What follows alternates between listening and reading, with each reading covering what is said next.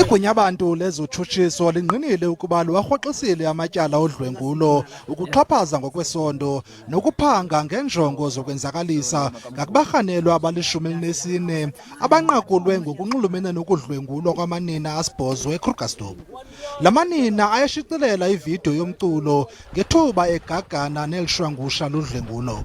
I-NPA ithi unobangela wokurhoxiswa kwalamatyala kungenxa yokuba iziphumo zencindi yofuzo azingqamani nabatyholwa bonke.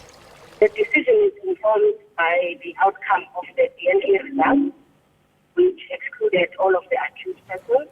And following that outcome, we then called in the complainants and had a consultation with them. And also that consultation process made it apparent to us that we cannot continue with the prosecution.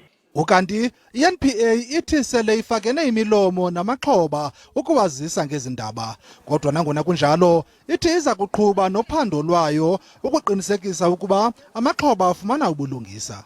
We remain committed in our responsibility to deliver justice to the complainants in this case, and hence we will continue as the NPA to guide the investigation process.